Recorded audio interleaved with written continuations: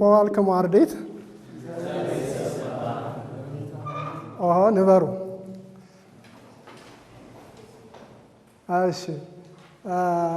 يوم نتمهر بين تمتيقاو ያን ቃላት ወበእንተዝ በዛሃለ ፈዕለት ባለፈው ሳምንት የተማርነው ወይም ባለፈው ቀን የተማርነው መንውቱ ዘይነግረኒ በዛሃለ ፈዕለት ዘተማርነው መንውቱ ዘይነግረኒ ማን ነው የሚነግረኝ ባለፈው ስለተማርነው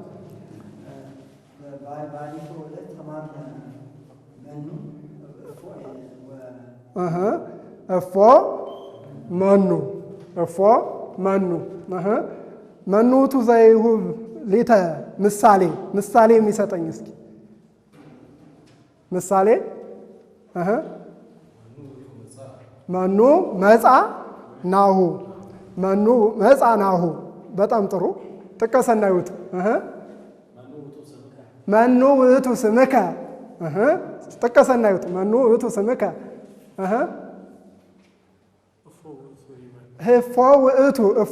እፎ ውእቱ ህይወት እፎ አደርኪ እህትየ ጥቀሰና ይውጡ እፎ አደርኪ እህትየ እፎ ወአልክሙ አርደይት እፎ ውእቶሙ አሃዊከ ወንድሞችህ እንዴት ናቸው ውእቶሙን ተጠቅሞ ማለት ነው ስለዚህ ባለፈው የተማርናቸው ትምህርቶች እነዚህ ነበሩ እነዚህን ቃላት በዋነኝነት መኑ እፎ የሚሉትን ከተለያየ ግስ ጋር ተጠቅመን መስራት ነበር ማለት ነው የተማርነው ዛሬ የምንማረው ከዛው የቀጠለ መጠይቃዊ ቃል ነው ዛሬ የምንማረው ማእዜን ነው ማእዜ ወይም እዚህ ጋር ሶስተኛ ማለትም እንችላለን ማእዜ የሚለው መቼ የምንለውን አማርኛ ቃል ይሄ ደግሞ ልንጠቀምበት እንችላለን ማለት ነው ስለዚህ ከዛው የቀጠለ ቃል ነው ማእዜ መቼ ምናልባት ይሄኛው እስከ የሚል ከፊት ለፊቱ ይዞ እስከ ማእዜ እስከ መቼ የሚል ንግግር ልንጠቀም እንችላለን ማለት ነው እስከ መቼ እስከ ማእዜ አንዳንዴ እስከ ማእዜኑ ብሎ ኑ ጥያቄ ምልክት ናት ግን ከዚህ ጋር እየመጣች እስከ መቼ የሚል እንትን አላት ማለት ነው ስለዚህ እስከ መቼ ምንም ለውጥ የላትም በትርጉም ላይ እዚህ ላይ እርግጥ ኑ ብቻዋን ስትመጣ መጠይቃዊ ቃል ሆና ትመጣለች ከግስ ጋር ስትመጣ ስለዚህ ማእዜ እስከ ማእዜኑ ልንልም እንችላለን ማለት ነው እነዚህ እንዳንድ ቃል ናቸው ስለዚህ ማእዜ የሚለው ቃል መቼ ሆን የሚለውን እንጠቀምበታለን ማለት ነው ስለዚህ ማእዜ እንደ ነዛኞች ግሶች ቃላት ሁሉ መጠይቃዊ ቃል ሁሉ ከግሶች ጋር ይመጣል ማእዜ ሲደመር ነባር ግስ ብለን ልናየው እንችላለን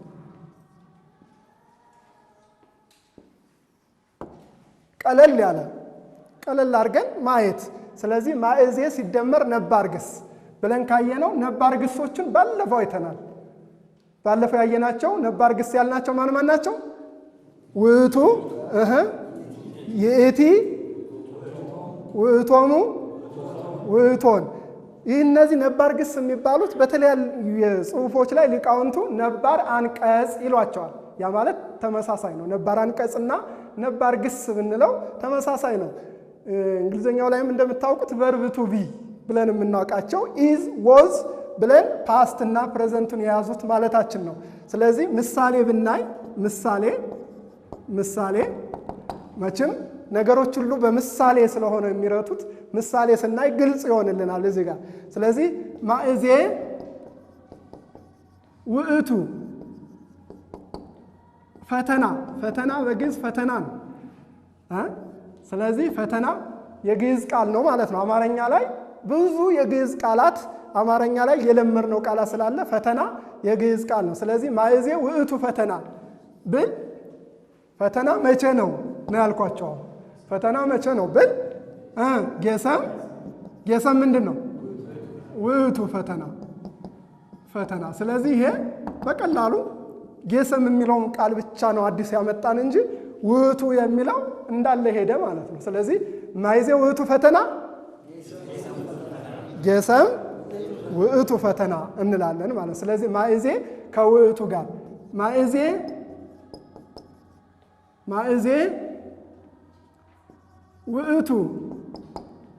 ማእዜ ውእቱ ዘተወለድከ ወይም ዘተወለድኪ ልል እችላለሁ። ማእዜ ውእቱ ዘተወለድከ አሁን የተወለድከው ለማለት ነው።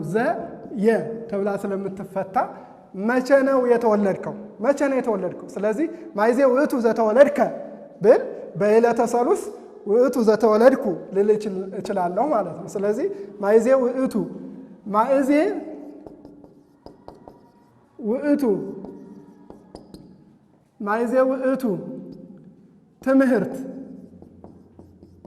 ትምህርት መቼ ነው? ወይም ትምህርተ ግዕዝ ብል የግዕዝ ትምህርት መቼ ነው ብል መቼ ነው? አንድ ቀን ከሆነ ከሳምንት አንዱን ቀን ለመጠየቅ። ስለዚህ ማእዜ ውእቱ ትምህርተ ግዕዝ ዕለተ ሰኑይ ውእቱ ልንል እንችላለን ማለት ነው። ዕለተ ሰኑይ ውእቱ ማእዜ ማለት እንችላለን ሁለቴ፣ ልክ እንደ አማርኛው ማእዜ ማለት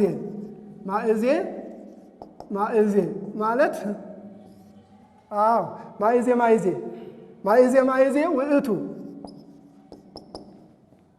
ትምህርተ ግዕዝ ካልኳችሁ ሁለቱን ቀን ጠየቅኳችሁ ማለት ነው። ማእዜ ውእቱ ትምህርተ ግዕዝ ዕለተ ሰኑይ ወዕለተ ረቡዕ ውእቱ ዕለተ ሰኑይ ወዕለተ ረቡዕ ውእቱ ትምህርተ ግዕዝ ልል እችላለሁ ማለት ነው። ስለዚህ ማእዜ ሲደመር ነባር ግስ ብዙ ጊዜ ይሄ ከውእቱ ጋር ነው የሚሄድ። እንደ ሌሎች ሁሉ ይእቲ ጋር ብዙ ላይሄድ ይችላል። ነገር ግን እስከ ማእዜ ውእቱ ብለን እስከ ማእዜን ማየት እንችላለን። እስከ ማእዜ ምሳሌ እስከ ማእዜ እስከ እንደምታውቁት ትርጉሙ በአማርኛው እስኪ ማለት ነው። እስኪ ድረስ እስከ ምን ድረስ እያለ ስለዚህ እስከ በማእዜ ላይ ይወድቃል ማለት ነው። እስከ ማእዜ እስከ ሲደመር ማእዜን ይዞ ይይዛል ማለት ነው። እስከ ማእዜ ውእቱ እስከ መቼ ነው? ዘትመጽእ የምትመጣው እስከ መቼ ነው ማለቴ ነው። አሁን የምትመጣው ይሄ ነው። ስለዚህ የምትመጣው እስከ መቼ ነው ብል እስከ ማእዜ ውእቱ ዘትመጽእ እስከ መቼ ነው የምትመጣው? እስከ ዕለተ እስከ ዘይመጽእ ወር እስከሚመጣው ወር ልል እችላለሁ። ስለዚህ እስከ ማእዜ ብዬ በነባር ግስ ላይ ላስቀምጠው እችላለሁ ማለት ነው። ሌላ ሁለተኛው ማእዜ ሲደመር መደበኛ ግስ ያ ማለት መደበኛ ኃላፊም ሊሆን ይችላል፣ ትንቢትም ሊሆን ይችላል። ስለዚህ መደበኛ ግስ ብዬ ልሄድ ይችላል። ስለዚህ ማእዜ ምሳሌ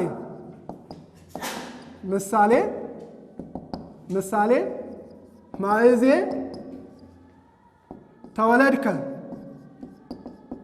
ተወለድከ ወይም ተወለድኪ። ስለዚህ ተወለድከ የሚለው ግስ ምን ግስ ነው ማለት ነው? ኃላፊ መደበኛ ግስ ነው ማለት ነው። ኃላፊ ሆኖ መደበኛ ግስ ነው ማለት ነው። ስለዚህ ማይዜ ተወለድኪ ብል ማይዜ ተወለድኪ በዕለተ ረቡዕ ተወለድኩ ሊል ይችላል። አሊያ ዓመተ ምሕረቱን ሊጠቅስ ይችላል። ስለዚህ በዕለተ ረቡዕ ተወለድኩ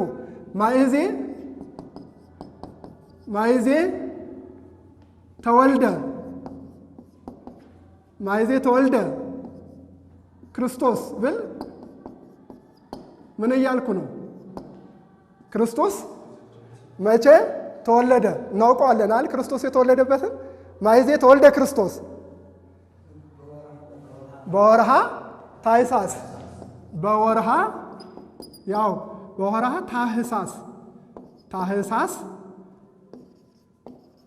ታኅሳስ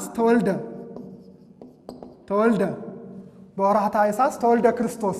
ስለዚህ ማይዜ ተወልደ ክርስቶስ ማይዜ ተሰቅለ ክርስቶስ ብልስ ማይዜ ተሰቅለ ክርስቶስ ብል ክርስቶስ መቼ ተሰቀለ ነው እያልኩ ያለ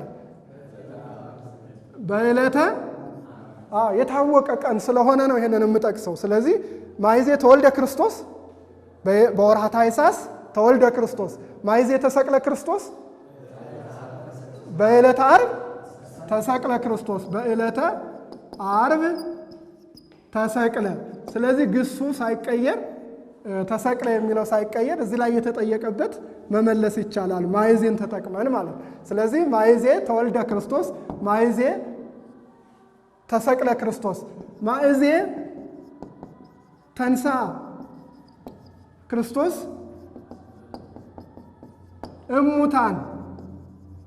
እሙታን ማለት ከሙታን መካከል እንደማለት ነው። ስለዚህ ማይዜ ተንሳ ክርስቶስ እሙታን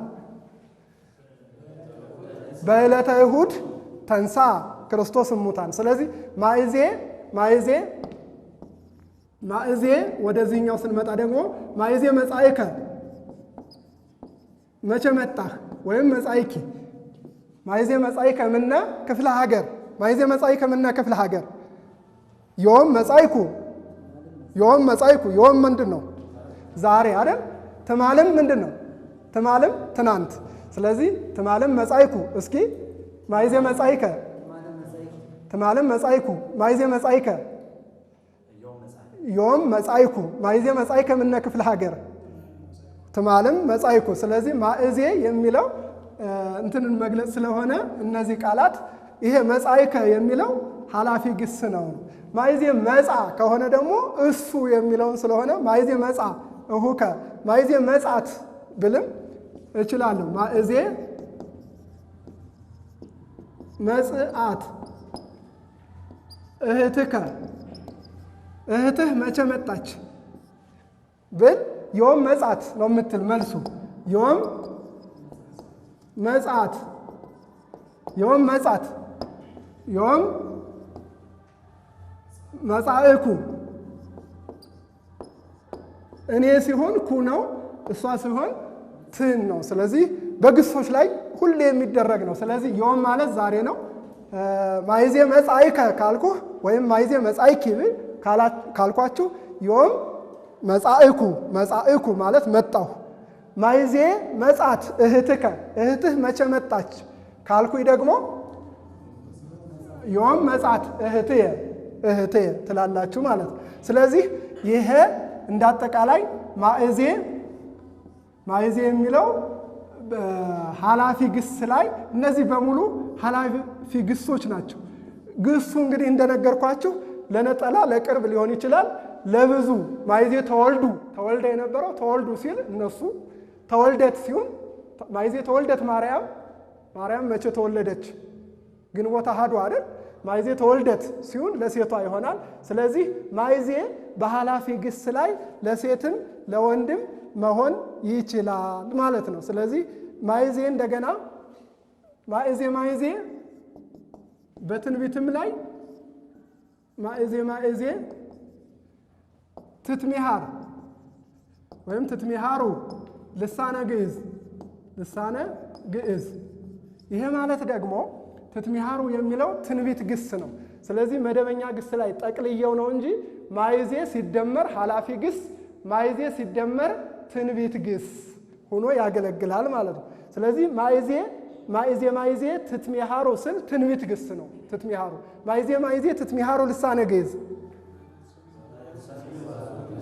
በዕለተ ሰኑይ ወዕለተ ረቡዕ ንትሚሃር ትላላችሁ ማለት ነው። ስለዚህ ማይዜ ትትሚሃር ካለ ደግሞ ለነጠራ ማይዜ ትትሚሃር ከሆነ ለአንድ ሰው ብቻ ይሆናል ማለት ነው።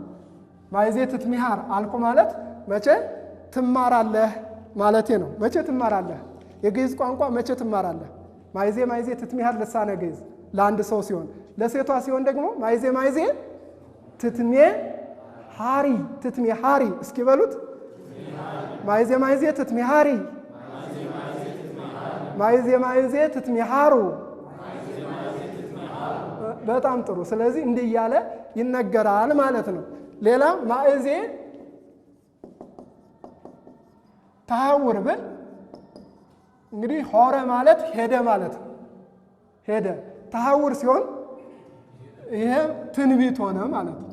ትንቢት ግስ። ስለዚህ በትንቢት ግስ ማይዜ ተሐውር ብል ሀበ ምን አሜሪካ ሊሆን ይችላል፣ ሀበ ክፍለ ሀገር፣ ሀበ ፒያሳ፣ ሀበ መርካቶ፣ ሀበ ቤተ ክርስቲያን ልል እችላለሁ። ስለዚህ የፈለግኩትን ቃል ሀበን ካልኩ በኋላ የፈለግኩት። ስለዚህ ማይዜ ተሐውር ክል ማይዜ ተሐውር ሀበ ቤተ ክርስቲያን፣ በዕለተ እሁድ አሐውር ሀበ ቤተ ክርስቲያን።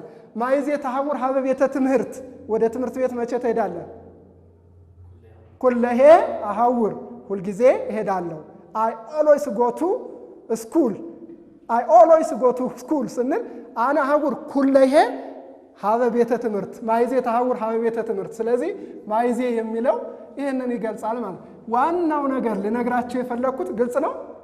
ልነግራቸው የፈለግኩት ማይዜ በኃላፊ ግስ ላይ ሲወድቅ ሆረ የነበረውን ተሐውር ብሎ፣ ለሴቷ ሲሆን ደግሞ ይሄ ተሐውሪ ሀበ፣ ለብዙ ሰዎች ሲሆን ደግሞ ተሐውሩ ይሆንና ሀበ እንደዚህ። ብዙ ሴቶች ሲሆኑ ደግሞ ተሐውራ ይላል ማለት ነው። ስለዚህ ማይዜ ሳይቀየር እነዚህን ግሶችን በትንቢት ግስ ላይ እየወደቀ መጠየቅ እንችላለን ነው። ለመጠየቅ በጣም ቀላል ነው። ማይዜ ተሐውር። ስለዚህ መጻ ከሆነ ግሱ ማይዜ ትመጽእ ይሆናል። ማይዜ ትመጽእ፣ መቼ ትመጣለህ? መልሱ ሊሆን የሚችለው ዮም እመጽእ። ማይዜ ትመጽኢ፣ መልሱ ዮም ጌሰም እመጽእ። ጌሰም እመጽእ፣ ዮም እመጽእ። ዮም ማለት የማታ ሊሆን ስለሚችል ማለት ነው።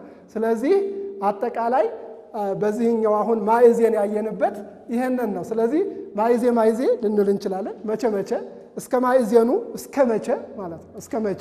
እስከ ማእዜኑ አነብር ሐዘነ ውስተ ልቤ ብሏል እዛ መጽሐፍ ላይም። አንዳንድ የመጽሐፍ መጥቀስ አስፈላጊ ነውና ነቢዩ ዳዊት እስከ ማእዜኑ አነብር ሐዘነ።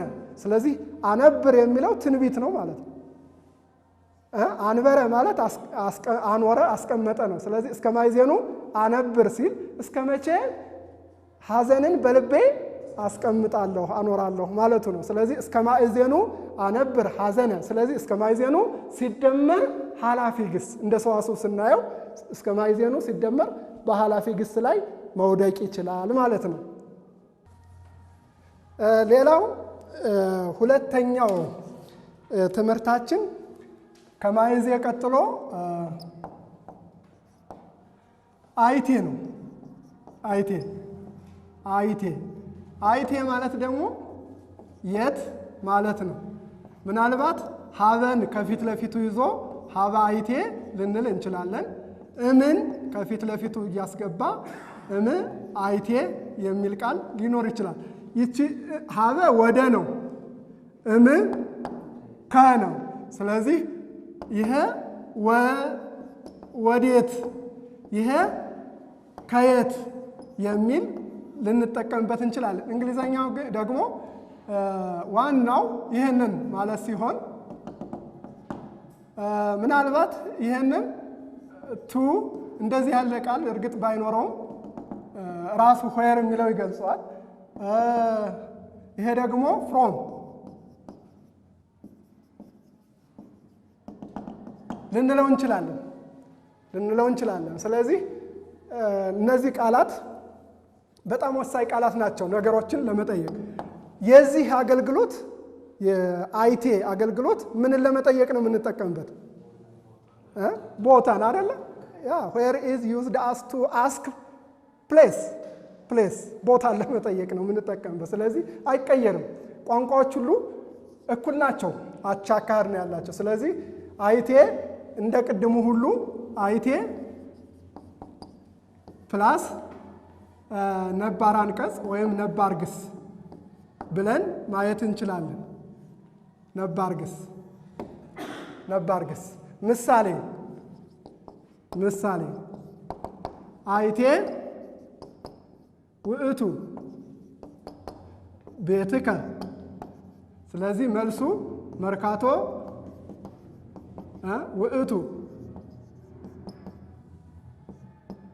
ውእቱ ቤትየ። ተመልከቱ፣ የኔነትን ለማመልከት የናትም እስካሁን የምንጠቀምበት። ስለዚህ እናንተ ይሄ ምሳሌ ነው። መርካቶ ያልኩት አጋጣሚ ነውና ስለዚህ መርካቶ ውእቱ ቤትየ። እናንተ አካባቢያችሁን መጥቀስ ትችላላችሁ። አይቴ ይእቲ እምከ ካልኩኝ እናቴ የት ናት ወይም ምኪ እናቴ የት ናት ብል ጎንደር ልል እችላለሁ። ጎንደር ይእቲ እምየ። ስለዚህ እናቴ ጎንደር ናት እያልኩ ነው። አይቴ የት ናት ቦታውን ነው የጠየቅኩኝ። ስለዚህ ይሄ መደበኛ ነባር ግስ መሆኑን እንደ ቅድሙ ማየት ያስፈልጋል ማለት ነው።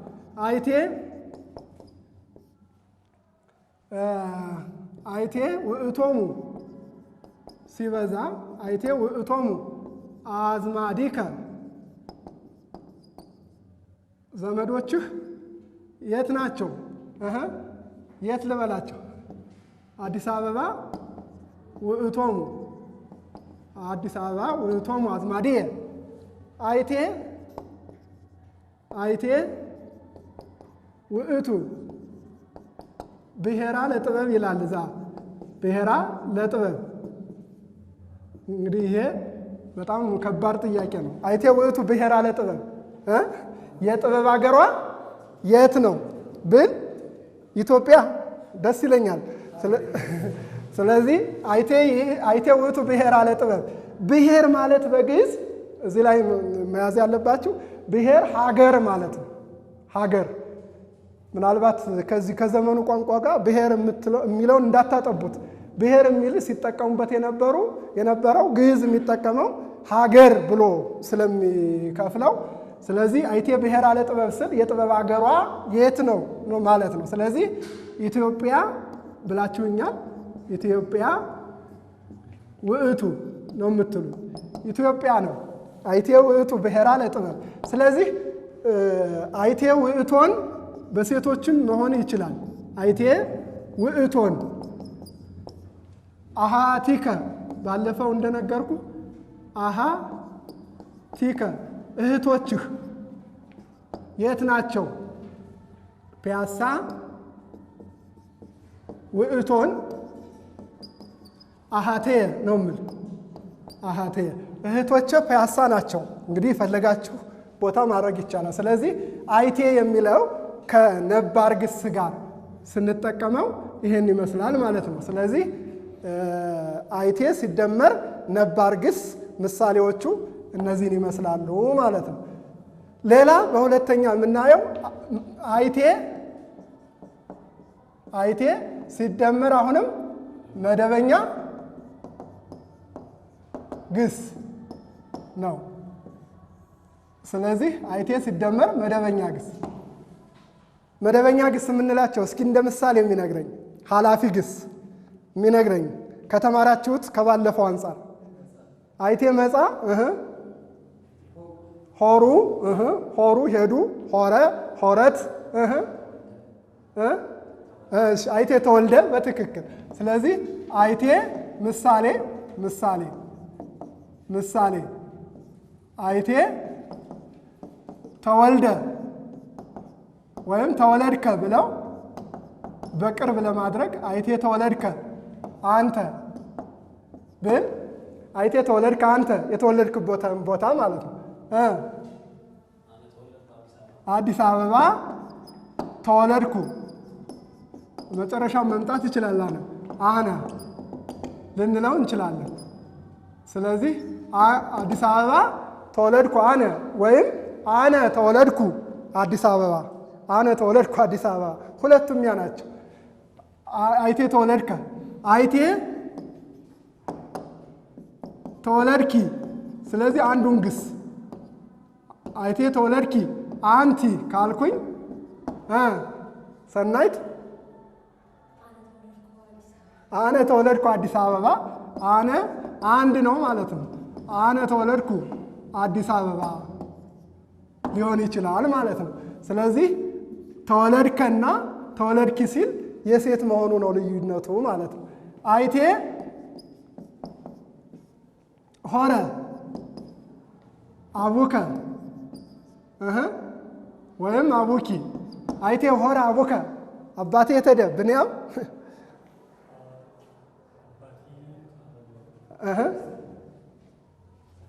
የተደ ብል ብጠይቅ አሁን አይቴ ሆረ አቡከ አባቴ የተደ ብል ምን ልትሉ ትችላላችሁ? በላይ አቡዬ ሆረ አቡዬ ሆረ። ስለዚህ ግሱ ነው እዚህ ጋር ያለው ግስ የሚጠቀስ አቡዬ ሆረ ሀበ ጎንደር፣ አቡዬ ሆረ ሀበ ጎንደር፣ አቡዬ ሆረ ሀበ ቤተ ክርስቲያን፣ አቡዬ ሆረ ሀበ አሜሪካ፣ አቡዬ ሆረ ሀበ ፒያሳ፣ አቡዬ ሆረ ሀበ ቤተ ክርስቲያን አይደል? ምን እስኪ አቡዬ ሆረ ሀበ ቤተ ክርስቲያን በሉስ። አቡዬ ሆረ ሀበ ምስያጥ፣ ምስያጥ ምንድን ነው? ገበያ። አቡዬ ሆረ ሀበ ምስያጥ፣ አቡዬ ሆረ ሀበ ቤተ ትምህርት፣ አቡዬ ሆረ ሀበ ግብር። ስለዚህ እንዲህ እያልን መመለስ እንችላለን ማለት ነው። አይቴ ሆረት ለሴቷ ሲሆን እምከ ወይም እምኪ ብል መልሱ ምን ሊሆን ይችላል?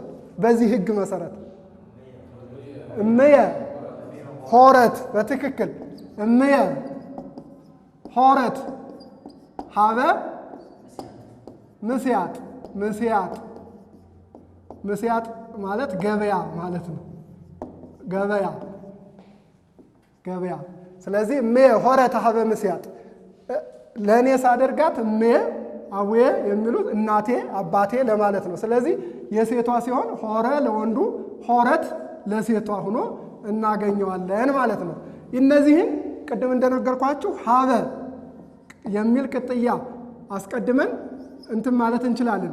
ሀበ አይቴ የሚል ሀበ አይቴ ሀበ አይቴ ተሐውር ብል እንደው በአጠቃላይ በትንቢት ላይ ሀበ አይቴ ተሐውር አንተ ወዴት ትሄዳለህ?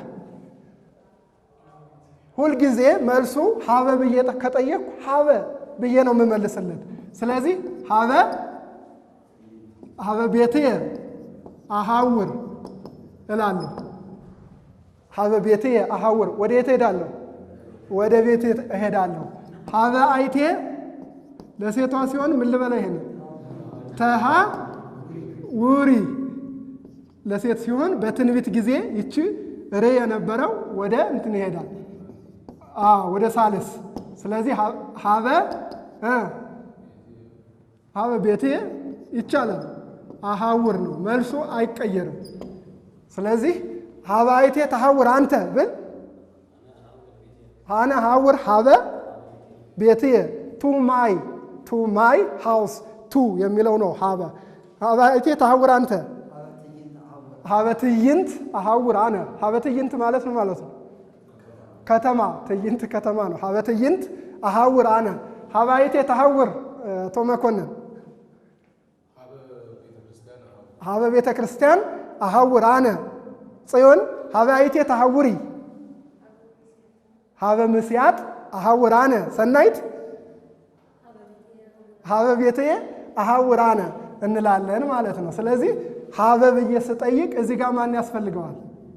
ሀበ ያስፈልገዋል ማለት ነው። ስለዚህ አይቴ ከፊት ለፊቱ ሀበን ይዞ ሊመጣ ይችላል ማለት ነው። እሺ ጥያቄ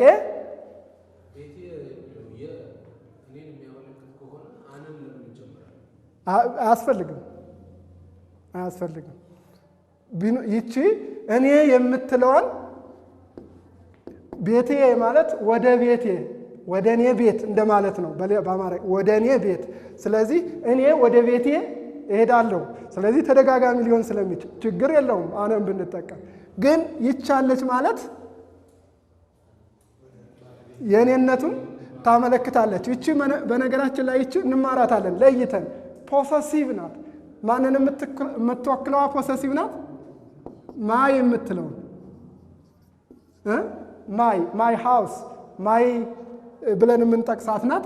የብቻ የተውላጠ ስም አይነቶች ላይ ስንደርስ የምንማራት ስለሆነ ለይተን ለጊዜው ወደ ቤቴ እኔ እሄዳለሁ የሚል ሰውና ወደ ቤቴ እሄዳለሁ ቢል ተመሳሳይ ሕግ ክሱቱቱ ግልጽ ነው። ሰናይ። ስለዚህ አባይቴ ተሐውሪ አንቲ እም አይቴ። ስለዚህ እም ከአይቴ በፊት ሊመጣ ይችላል። ይሄ ማለት ደግሞ ከየት እም ነው።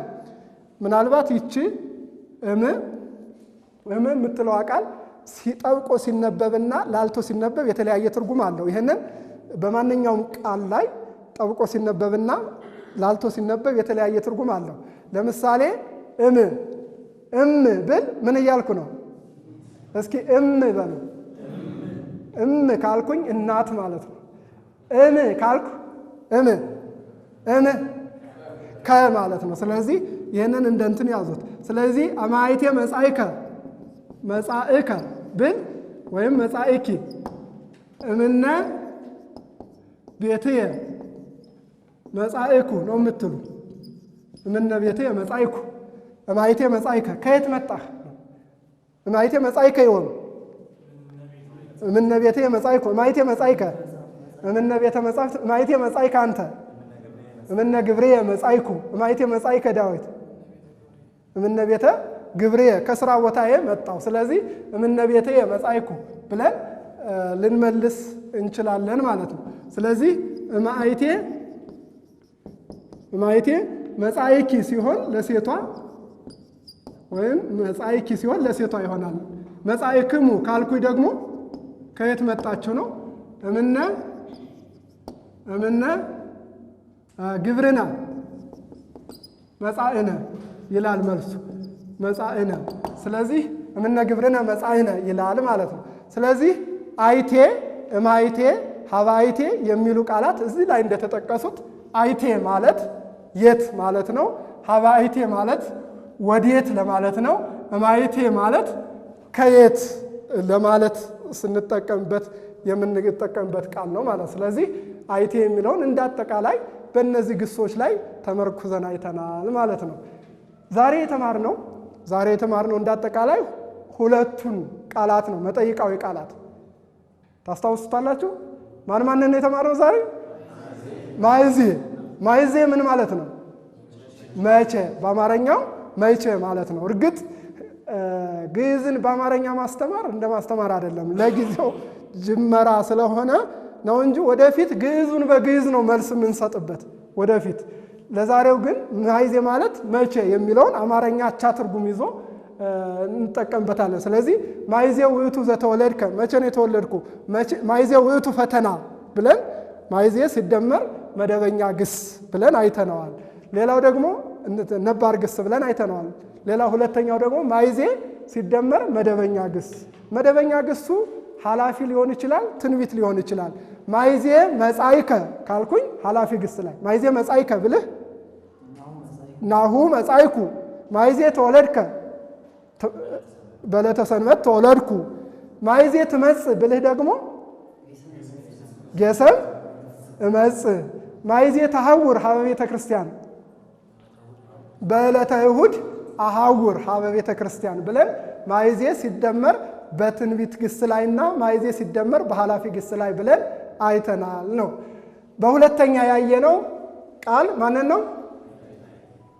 በጋራ አይቴ ማለት ምን ማለት ነው? የት። እማይቴ ሲሆንስ ከየት። ሀባይቴ ወዴት። ስለዚህ ይሄ ቃል ለመጠየቅ ቦታን ለማመልከት ለመጠየቅ የምንጠቀምበት መጠይቃዊ ቃል ነው ማለት ነው። ስለዚህ አይቴ ሲደመር ነባር ግስ ብለናል። ምሳሌ ማን ንገረኝ? ተንስ ንገረኝ። ምሳሌውን ቀጥል። አይቴ ውእቱ ቤትከ፣ አይቴ ውእቱ ቤትከ አለ። መልስለት። 4 ኪሎ ውእቱ ቤትየ፣ 4 ኪሎ ነው ቤቴ ያለ። አይቴ ውእቱ ቤትከ 05 ውእቱ ቤትየ፣ አይቴ ውእቱ ቤትከ ባልደራስ ውእቱ፣ ባልደራስ ውእቱ ቤትየ ነው የምትል ማለት ነው። አይቴ ይእቲ እምከ አንድነት አዲስ አበባ ይእቲ እምየ፣ አዲስ አበባ ይእቲ እምየ። አይቴ ውእቶሙ አዝማዲከ ዘመዶች የት ናቸው? ደብረ ብርሃን ውእቶሙ አዝማዲየ፣ ደብረ ብርሃን ውእቶሙ አዝማዲየ። አይቴ ውእቱ ብሔራ ለጥበብ በጋራ ኢትዮጵያ ውእቱ ብሔራ ለጥበብ። ለምን ሩቅ እንሄዳለን? አይቴ ግን መጽሐፉ መጽሐፈ ቅዳሴ ላይ በቅዳሴ መጽሐፍ አንዱ አይቴ ብሔራ ለጥበብ ወአይቴ ማህደራ ወአይቴ ደወላ ወበአይቴ ተረክበ አሰረ ፍኖታ እያለ መጽሐፉ ላይ ተቀምጦና አይቴ ብሔራ ለጥበብ የጥበብ ሀገሯ የት ነው? ወአይቴ ማህደራ ማደሪያዋስ የት ነው? ወአይቴ ደወላ አድራሻዋ ስፔሲፊክ ቦታዋ የት ነው እያለ ግራ የገባው ስለ ጥበብ የጠየቀ ሰው አለ። ስለዚህ ግዕዝ ላይ አይቴ ውእቱ ብሔራ ለጥበብ ብዬ ይህንን ያስገባሁት ግልጽ እንዲሆንላቸው። እዛ ጋር አይቴ ብሔራ ለጥበብ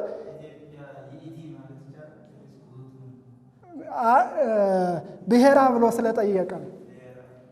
ጥበቧ የት ነው ነው ማለት ሀገሯ የት ነው ብሎ ስለጠየቀ ውእቱ ብለን ነው የምንመልሰው። ስለዚህ አይቴ ውእቱ ነሃቲከ እህቶች የት ናቸው?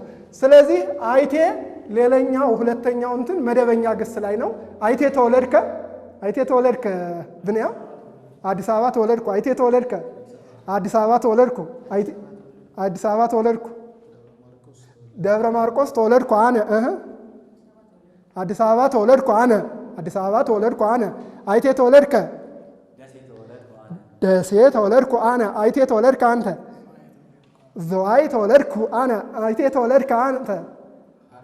ሐረር ተወለድኩ አነ፣ አይቴ ተወለድኪ ጽዮን። አዲስ ጽጌ በሌላ ስሙ አዲስ አበባ ለማለት ነው። አዲስ ጽጌ ተወለድኩ አነ። አዲስ ነው አይደለ? ጽጌ አበባ ስለሆነ በጣም ጥሩ ነው። አይቴ ተወለድከ አንተ። አይቴ ተወለድከ አንተ። መንዝ አይቴ ተወለድከ ይትባረክ። አነ ተወለድኩ አዲስ አበባ። ስለዚህ አይቴ የሚለው ለመጠቀም ይሄ ተወለድከ የሚለውን ግስ በመጠቀም በቀላሉ የትውልድ ቦታችንን ማወቅ እንችላለን። ለሴቷ ሲሆን አይቴ ተወለድኪ ይላል፣ ለወንዱ ሲሆን ተወለድከ። የጋራ ሳደርጋቸው አይቴ ተወለድክሙ ይላል። አይቴ ሆረ ትምከ፣ ይሄ ደግሞ በግስ ላይ አይቴ ሆረ አቡከ፣ አይቴ ሆረ ትምከ ሀባ አይቴ። በአጠቃላይ ይህንን ስል እናንተ እስኪ መልሱልኝ እዚህ የተጻፈው። አይቴ ተወለድከ አንተ፣ አይቴ ተወለድኪ አንቲ፣ አይቴ ሆረ አቡከ፣ አይቴ ሆረ ትምከ አባይቴ ተሐውር አንተ፣ አባይቴ ተሐውሪ አንቲ፣ እማይቴ መጻይከ እምነ ቤቴ መጻይኩ። እምናት በሉ እምነ ቤቴ መጻይኩ፣ እማይቴ መጻይክሙ፣ እምነ ግብርነ መጻእነ።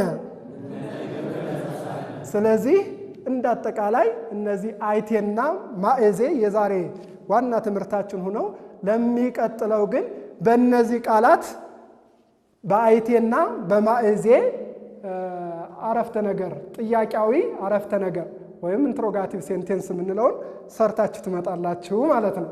ግብረ ቤት ማለት ነው ማለት ነው የቤት ስራ ዘይኦም ያክለነ ወበእንተዝ ለማህለውክሙ ጥያቄ ጠይቁኒ አው ተሳሉኒ። ተሳለ ማለት ጠየቀ ማለት ነው። ተሳለ። ስለዚህ አው ተሳሉኒ አው ምንድነው? ወይም እስኪ ጥያቄ ካላችሁ ጠይቁኝ። ዛሬ በተማርነው ላይ ግልጽ ያልሆነላችሁ ጥያቄ ካለ ጠይቁኝ። ኩሉ ክሱቱቱ ሰናይ እሴብሐክሙ ምንድን ነው? እሺ ሰናይ አነ ፈጸምኩ።